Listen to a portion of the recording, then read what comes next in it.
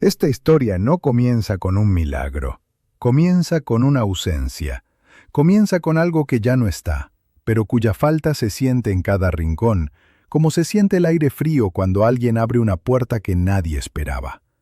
En un valle escondido entre colinas ásperas y senderos que el mundo parecía haber olvidado, existía un pueblo donde el silencio tenía peso. No era un silencio vacío ni tranquilo, era un silencio acumulado, hecho de palabras no dichas, de despedidas incompletas y de esperas que nunca terminaron de cumplirse. Las casas eran bajas, construidas más por necesidad que por ilusión.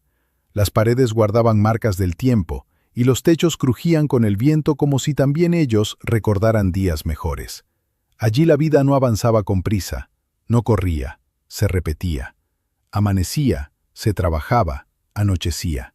Y luego volvía a empezar, como si el tiempo hubiera decidido detenerse a respirar en ese lugar. En el centro exacto del pueblo había un pozo. No era bonito, no era profundo a la vista. No tenía flores ni adornos. Era viejo, agrietado y seco. Tan seco que nadie recordaba cuándo había brotado agua por última vez. Los ancianos, cuando aún tenían fuerza para hablar del pasado, decían que ese pozo había sido el corazón del pueblo, que gracias a él llegaron las primeras familias, que alrededor de su borde se celebraron bodas, nacimientos y cosechas, que sin ese pozo nada de lo que existía allí habría sido posible. Pero el tiempo pasó, las lluvias cambiaron, las manos dejaron de cuidarlo, y un día, sin aviso ni explicación, el agua dejó de subir. No hubo señales, no hubo profecías, simplemente se fue. Desde entonces, el pozo se convirtió en algo incómodo de mirar, un recordatorio silencioso de lo que fue y ya no era. Los niños jugaban cerca sin prestarle atención. Los adultos desviaban la mirada al pasar, y algunos, los más endurecidos por la vida, decían que detenerse frente al pozo era perder el tiempo, porque nada bueno puede salir de algo que está seco. Muy cerca de allí vivía una mujer llamada Ana. Ana no había sido siempre una mujer silenciosa. Hubo un tiempo en que reía fuerte, hablaba sin miedo y soñaba sin pedir permiso. Tenía una risa que llenaba las habitaciones y una manera de mirar la vida como si siempre hubiera algo bueno esperándola a la vuelta del camino. Pero la vida no le preguntó si estaba lista para cambiar. Primero llegó el invierno más cruel que el valle recordaba. El frío se llevó a su esposo en pocos días, como si el cuerpo no hubiera resistido tanto silencio acumulado. Después, la enfermedad se llevó a su hijo pequeño. Y más tarde, el hijo mayor se marchó, cansado de un pueblo que no prometía futuro ni respuestas. Desde entonces, la casa de Ana se llenó de espacios vacíos, sillas que nadie ocupaba, platos que ya no se usaban, palabras que no se decían. Aprendió a seguir viviendo, pero no a vivir del todo. Cumplía con sus días, atendía su trabajo, saludaba con respeto, pero algo dentro de ella se había quedado quieto, como agua que deja de moverse para no desbordarse. Sin embargo, había algo que Ana hacía cada mañana y que nadie lograba comprender. Antes de comenzar su trabajo, caminaba lentamente hasta el pozo seco. Se sentaba en el borde, apoyaba las manos sobre la piedra fría y cerraba los ojos. No rezaba en voz alta, no pedía milagros, no exigía explicaciones, simplemente permanecía allí. Algunos la miraban con lástima, otros con burla, otros con preocupación. Le decían que ese pozo estaba muerto, que ya no quedaba nada, que debía aceptar la realidad. Ana nunca discutía, nunca se defendía, nunca explicaba, solo asentía con suavidad y regresaba a su casa.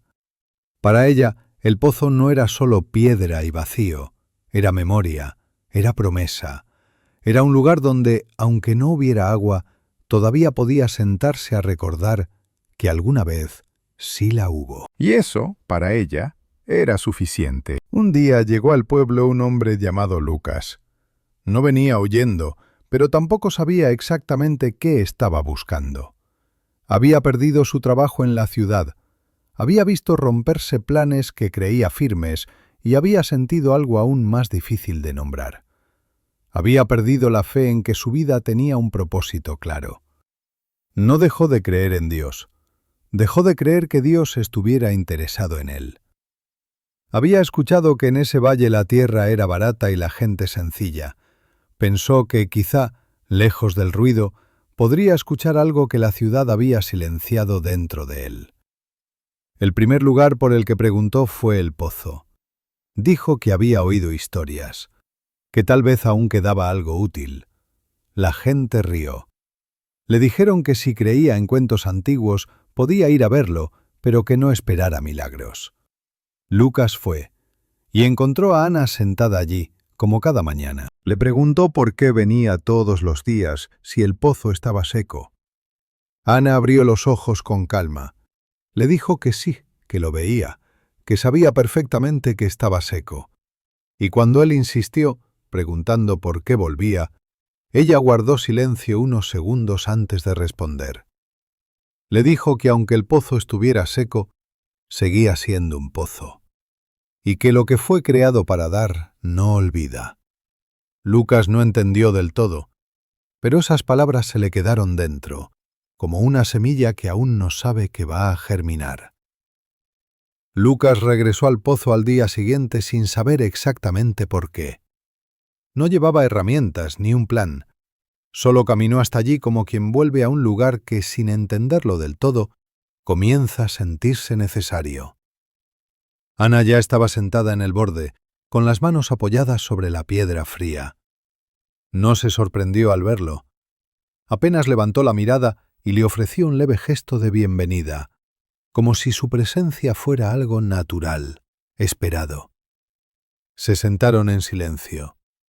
El viento bajaba desde las colinas y levantaba un polvo fino que flotaba en el aire antes de volver a caer. Lucas miró el interior del pozo con más atención que nunca.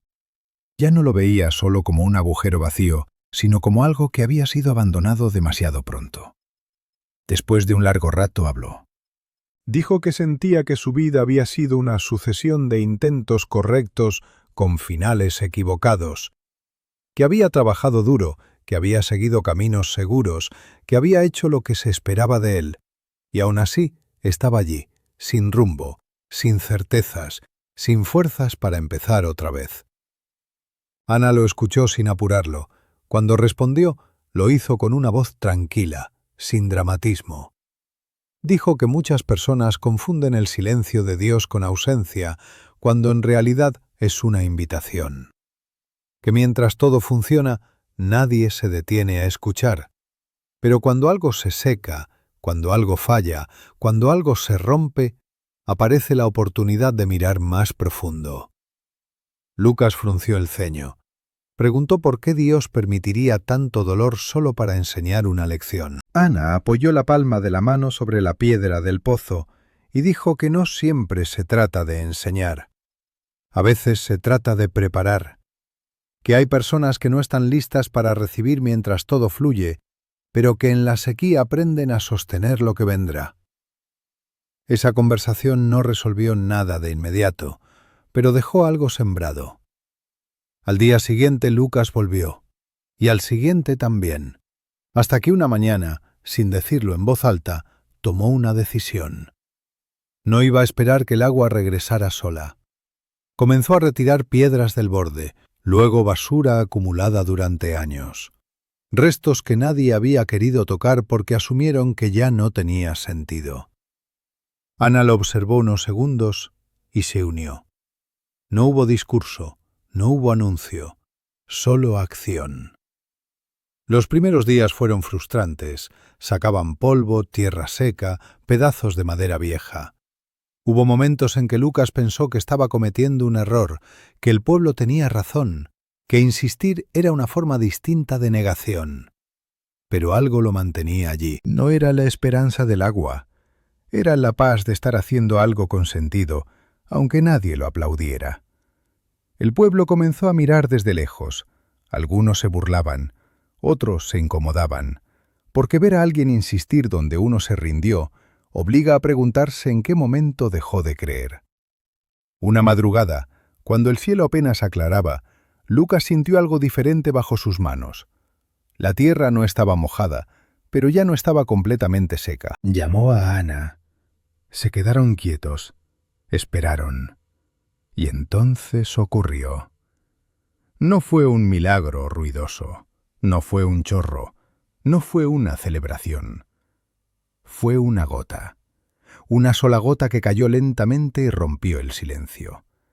El agua comenzó a regresar despacio, como si el pozo recordara quién era cuando alguien decidió no abandonarlo. Ana cerró los ojos. Lucas lloró sin vergüenza.